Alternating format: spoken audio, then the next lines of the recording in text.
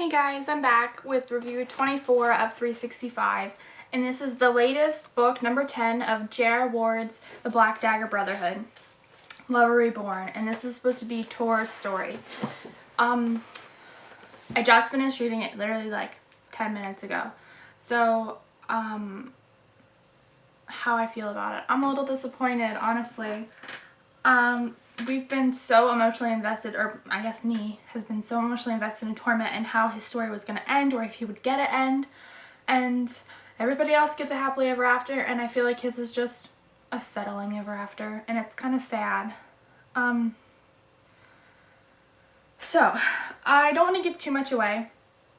Other books I've gone into more detail, but this one I'm just going to kind of skip the top and not really give any details in case anybody hasn't read it, because it just came out recently, like March maybe. So in case you haven't read it, don't worry, hopefully there won't be any spoilers besides the fact that Wellesley doesn't come back. Okay, now that that's out of the way, we know he has to move on with someone else, and he has to move on for weird reasons. It's like she's making him, Ward is making him move on because we were so interested in him and we want to know what happened, and I didn't like it. Let's just go. Okay, let's read my notes. The person he supposedly ends up with, we'll go with that, is so vanilla and has no personality, personally to me. Like, the least interesting of any character introduced, period. Like, I don't understand that at all. This book does take place over like a larger period of time, I think, than any of the other books. Like, it's spread out more, which kind of makes it a little more believable that he would move on, but still, it's not been that long since Wellesley died, I don't think. Like, story-wise, it hasn't been that long, and like, these are supposed to be the love of your life, the love forever. I just don't understand. That being said, if you read the guide, the Brotherhood guide, Ward kind of said that this is like the conclusion, or could have been a conclusion, of the main 10 story arc that she wanted to do. And I can see that. I can see how this could have been sort of a conclusion. I could see how millions of fans everywhere would have been pissed off and had like a major book burning if this was the end of the story. But she kind of definitely played up on her minor, I call them minor because I don't really consider them minor characters anymore. She played up on those minor characters a lot, so that obviously I know there's another book coming out next year, so I know this isn't the conclusion. Good things about this book. She had some amazing action sequences where I was just like, what? I was excited. I was on the edge of my seat waiting to know what happens, and a couple of them are pivotal points in the story, and those were great. I don't know what changed. Usually her action sequences are okay.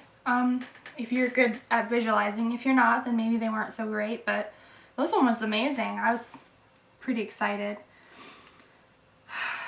The grieving process in this one, he has to grieve for his wife and his baby who died, and I really did like that. I thought she handled his grieving process well, but there's more to it. Like, she handled the raw crying, make you feel like you can't live another day process very well, but after that there's more than one step, you know, like there's a lot to grieving.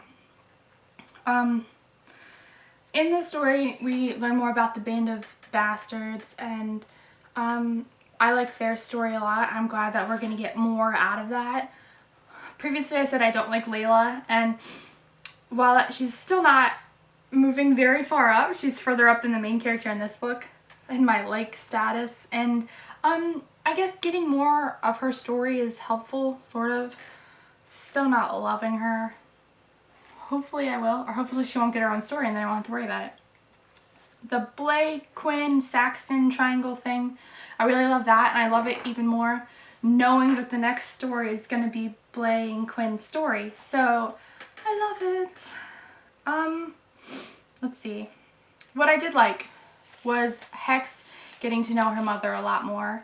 I really loved the John and Hex, even though I wasn't like super in love with their book.